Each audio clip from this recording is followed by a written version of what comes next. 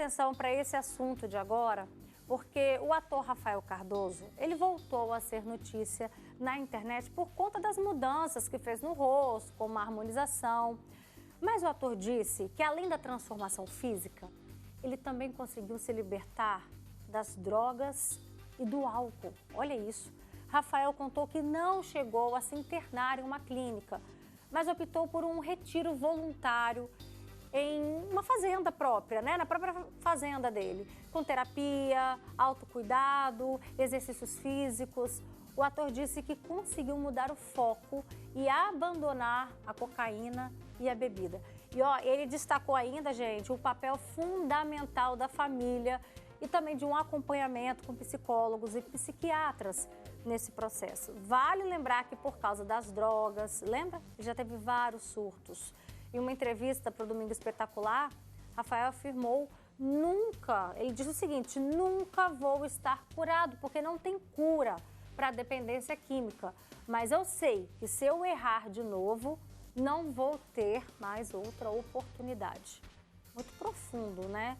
Toda essa reflexão que o Rafael está trazendo para a gente. E ele falou ali a maneira que ele conseguiu se libertar, que ele vem conseguindo se libertar dos vícios, né? Da droga e do álcool. E a gente vai bater um papo sobre esse assunto agora. Por que para algumas pessoas isso é o suficiente, isso funciona, já outras precisam de outro tipo de acompanhamento? Vamos entender o que diferencia um caso do outro? Vem cá, participa com a gente. No nosso estúdio eu recebo Luciane Fantini, que é psicóloga. Obrigada, Lu, pela sua participação. Obrigada, boa tarde. E hoje a gente vai conhecer, gente, a história da Juliana Deodato. A Juliana também passou por um período, né, envolvida com o mundo das drogas, e ela vai explicar para a gente primeiramente, para a gente entender o que te fez ir para esse caminho, por esse caminho. Obrigada, Ju, pela sua presença. Boa tarde. Olha, Roberta, eu comecei na maconha, eu tinha uns 15 anos de idade, né? De lá para cá, eu parei porque a maconha me fazia dormir muito. Bom, passou. Aí, muitos anos depois, eu entrei em depressão, né? Comecei a ver vultos, ouvir vozes. Aí comecei a tomar remédio e me afundei no crack. Aí minha família se afastou de mim, né? Eu me afastei, realmente. Eu me afastei da minha família, porque eu fazia elas passar vergonha, né? Eu tirava coisas dentro de casa para trocar pelo crack, eu vendia. Minha filha chorava, minha mãe chorava, minha mãe corria. E isso foi na vida adulta, na fase adulta? Na fase adulta, de 2017 para cá, até 2022. Em 2022, eu sumi. Minha mãe me internou numa clínica. Eu fiquei 45 dias internada, mas quando eu saí, eu tive outra recaída no crack. Não consegui parar.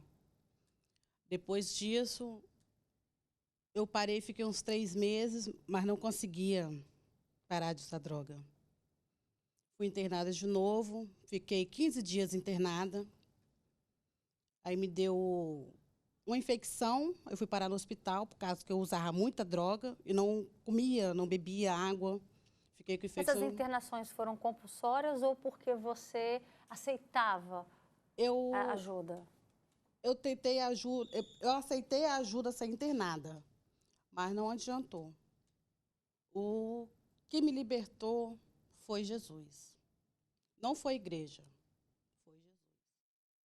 Quando eu me vi na situação de rua, que eu fiquei 4 meses, quase 5 meses na rua, eu fiquei 2 dias sem tomar banho, eu entrei em desespero.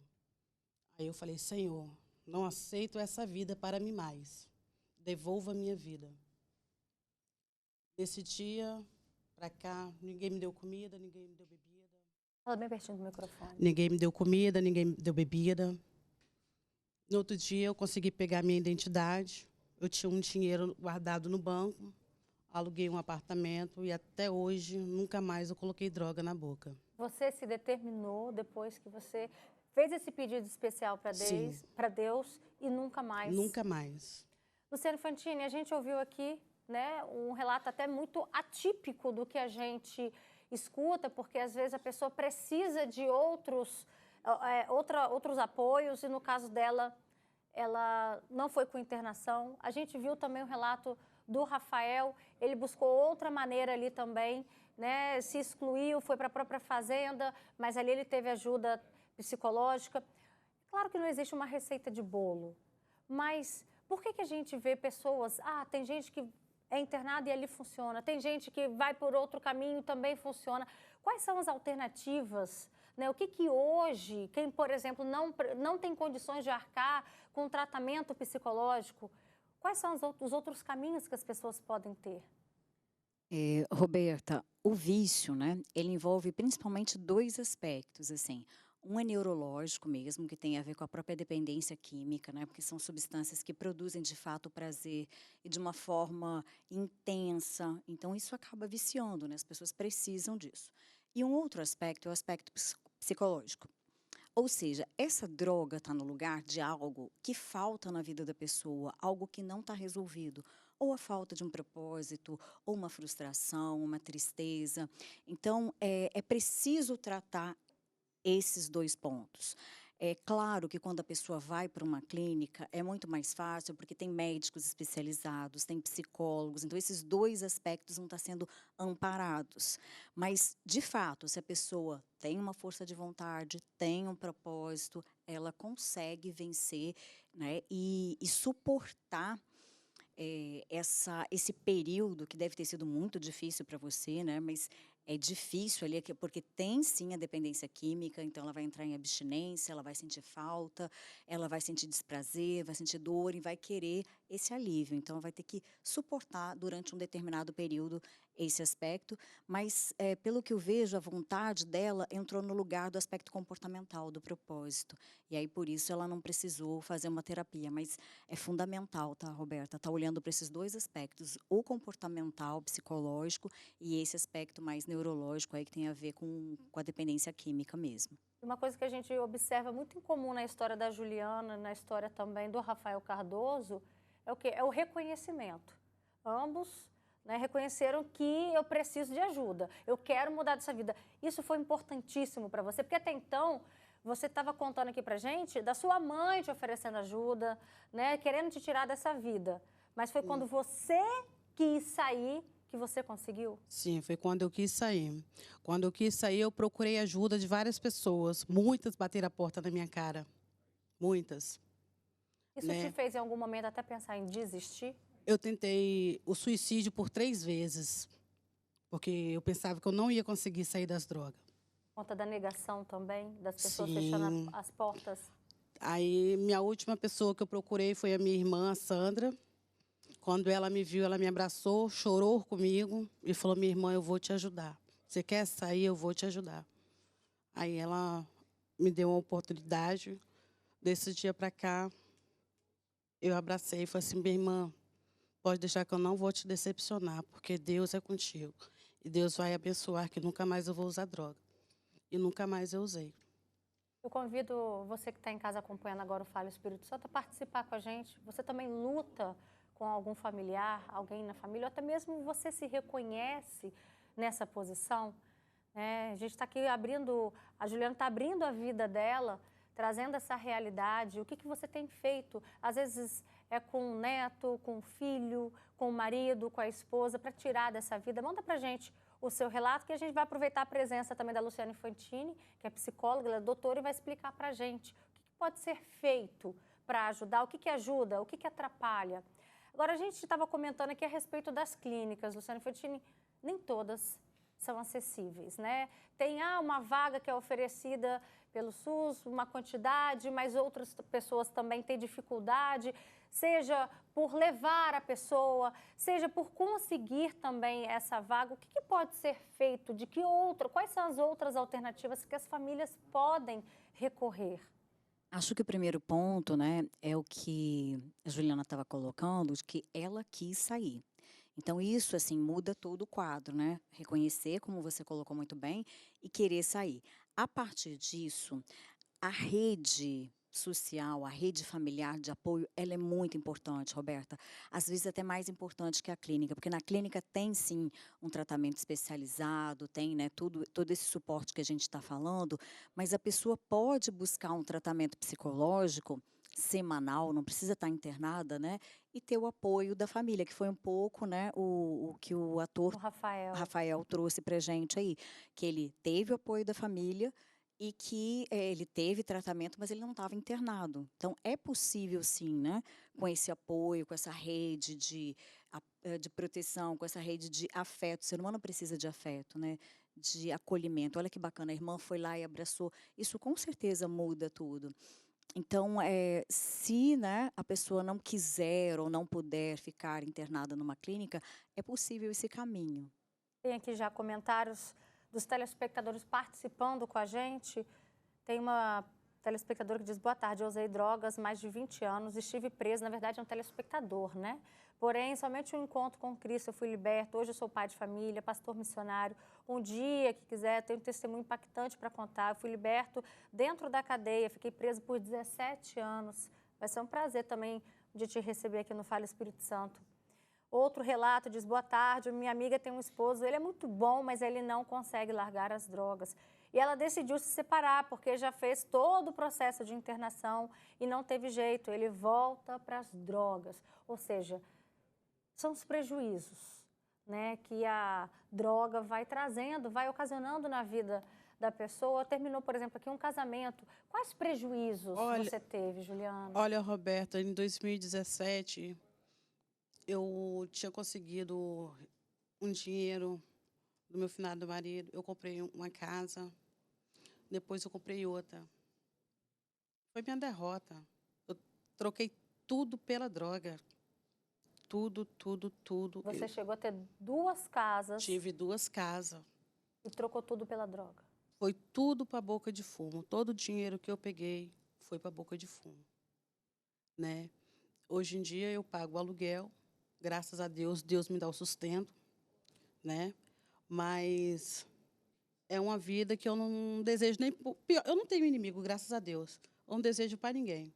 Porque eu sei, eu via minha mãe chorando, eu via minha filha falando comigo assim: eu queria que a senhora fosse diferente, que a senhora fosse normal. Eu drogada, falar com essa, normal como? Ela sem usar essas porcaria.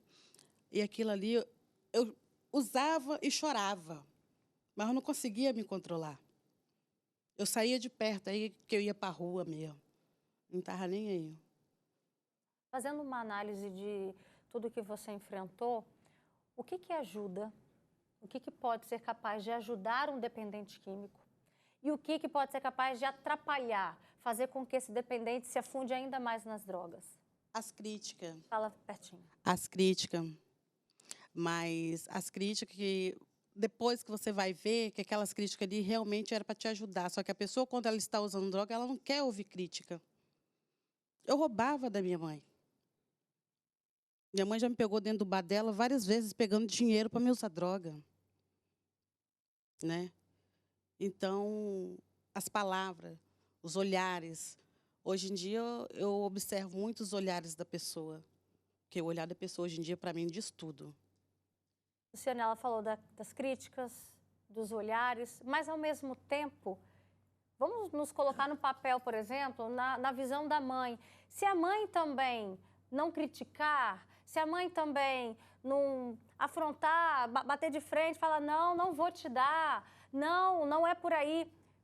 De que outra maneira ela pode agir para corrigir, para tentar tirar a filha dessa vida, mas sem ir para o lado da crítica? É difícil também, né? É difícil. É muito difícil, porque a pessoa quer ajudar, né? Sua mãe queria te Minha mãe ajudar, queria me ajudar. a filha. Então, as pessoas envolvidas, né, nesse sofrimento todo, que traz muito sofrimento, o que elas querem é ajudar. Mas, como ela disse muito bem, a percepção dela está distorcida pelo uso da droga também, né? Tem um comprometimento ali psicológico. E, assim, o que eu digo é continuar que as famílias, né, continuem tendo, né, essa conversa e tudo, mas com bastante amor, com bastante acolhimento. Mas é importante, sim, Roberta, a mãe falar: não vou te dar dinheiro, não quero isso para sua vida, porque pode até piorar, sabe, a situação caso os pais não tenham essa postura, porque minimamente ela vai entender que não está certo. Se os pais fazem o contrário e liberam, ai, tadinho e tal, é muito pior, é muito mais complicado sair. Então é importante, sim, falar: não vou dar, firmeza com amor. Eu acho que se tem alguma receita, seria assim, para as famílias agirem com firmeza e amor.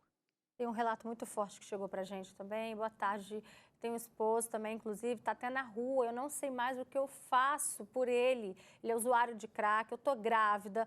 Amanhã vai ser minha cesárea. E eu estou sozinha nessa luta. Luciano Fantini, orientação, qual conselho você daria para essa telespectadora? Amanhã é a cesárea dela.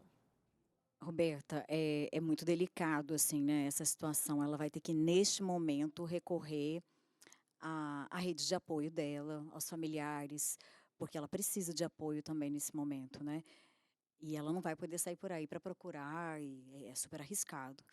Então, assim, acho que seria mais recorrer à rede de apoio, inclusive para essa rede de apoio tentar sensibilizar o marido de que ele vai ser pai, né, no outro dia, para ver se consegue que ele pelo menos tenha um minuto ali de lucidez, né, de tranquilidade, e quem sabe esse filho não pode mudá-lo, né, Roberta? Mas essa é uma questão, né? Porque quem tem um dependente químico em casa, às vezes vive em função desse dependente.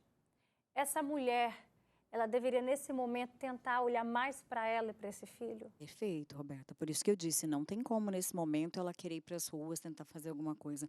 Nesse momento ela precisa acessar a rede de apoio para cuidar dela, porque ela vai ser mãe, ela precisa, né, dar o suporte para esse filho, ela precisa estar forte. E no momento que ela está mais fragilizada, de fato ela precisa cuidar dela. Ela precisa acionar essa rede para estar com ela. Tem muita gente aqui participando. Nossa, esse é um assunto que realmente sensibilizou muito os nossos telespectadores e muita gente pedindo ajuda. Boa tarde, eu uso cocaína, estou precisando muito de ajuda, eu quero me libertar desse vício. Mas essa pessoa pede, ela clama por ajuda o tempo todo aqui nessa frase. Tem gente falando: olá, eu tenho emprego, tenho família, esposa e filho, eu estou dependente, eu estou quase perdendo tudo e não estou conseguindo parar. Eu quero, mas não tenho força para isso. Tem gente dizendo: boa tarde, é muito difícil, eu tenho um irmão que é dependente, já fiz de tudo, mas ele sempre tem recaída. Juliana, para quem está pedindo ajuda para sair dessa vida, assim como você também se reconheceu, qual o conselho que você daria para essa pessoa? Olha, a oração é a chave da vitória. A família ora, o Espírito Santo move. Peça ajuda para Jesus, que Jesus liberta. Eu fui liberta por Jesus. Não foi igreja, não foi clínica, foi Deus. E o que na Todo prática... dia eu oro muito. Todo dia eu oro. Levanto orando, durmo orando e passando louvor o tempo todo na minha casa. Porque Deus é o meu refúgio.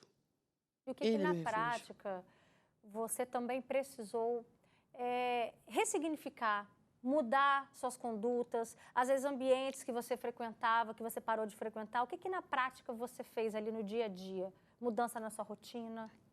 Eu voltei a trabalhar, trabalho, não bebo. Eu cortei totalmente a bebida. Brinco com todo mundo. Tem gente que pensa até que eu bebo. Não bebo. Porque a bebida, ela derruba a pessoa. A pessoa que já usou droga não pode beber. Porque a bebida, ela traz a recaída. Então, eu fujo totalmente da bebida. Você fala isso por experiência própria, Sim. né? E que bom que A você... bebida, ela... A pessoa que já usou droga não pode beber. É por aí, Luciane Fantini? Exatamente. A bebida, como nós já falamos em outros programas, ela inibe uma parte do nosso cérebro, que é o controle inibitório. Então, quando a pessoa começa a beber, ela perde o controle, né? Essa força que ela tem para não ir para as drogas. Então, de fato, o melhor é ficar longe da bebida. Porque vem um E gosto, Roberta, né? assim, eu achei muito bonito o relato dela e a gente precisa reconhecer também como profissional da saúde, como psicóloga, como que essa conexão espiritual é fundamental também para as pessoas conseguirem a vitória em relação às drogas. Isso é muito importante. Você disse, quando a gente foi ler o comentário da mulher que está grávida, amanhã a cesárea dela, você disse da possibilidade até desse filho fazer com que o pai mude de vida. No seu caso, que você tem quantos filhos? Tenho duas. Duas meninas. E hoje, como é que é a sua relação com suas filhas? São bem, graças a Deus são bem. A mais velha mora com a minha mãe, né, que é a Tamires. A Tainá mora comigo, ela ficou com a minha mãe no tempo que eu saí de casa por causa das drogas que fui para a rua. Ela ficou com a minha mãe. Hoje eu peguei ela de volta, já tem 1 ano que ela está comigo de volta, né? Mas a gente é muito grudada, a gente só dorme junto. Onde eu vou, ela está comigo, graças a Deus. Tenho um neto lindo, o Theo. Melhorou a vida, a qualidade de vida de vocês duas? Sim, sim. Tem um comentário aqui também de uma mãe desesperada falando: boa tarde, Alberto, eu estou enfrentando esse problema, meu filho está usando cocaína. Ele é um excelente professor e, infelizmente, não está conseguindo se livrar, né? Os medicamentos estão todos aqui e ele está sumido. Só Jesus mesmo para nos ajudar. Tem gente falando, realmente é horrível ter parente nas drogas. Eu tenho um neto que foi criado com muito amor e carinho, mas ele está com 17 anos, já foi até preso. É o Carlos de Cariacica que faz esse desabafo. Enfim, são muitos relatos. Às vezes, pessoas que tinham, né, uma vida profissional, Luciano Fantini, igual aqui, é um professor exemplar. E, infelizmente, a gente vê o quanto que as drogas podem destruir tudo. Destruir a casa, destruir família, casamento, profissão. Por isso que a gente faz tanto esse alerta para não entrar nessa. Isso é o mais importante também. Roberta, e assim, se a pessoa quer parar e não consegue, procura ajuda profissional. Tem muitos profissionais excelentes que podem ajudar. Então, não... E, acima de tudo, a força de vontade, Com né? certeza. Que a Ju está aqui Com relatando certeza. o que é possível. Obrigada pela participação de vocês duas. Tá? Obrigada, Ju. Volte sempre aqui com a gente no programa, Sim. tá? Uma boa tarde. Boa tarde.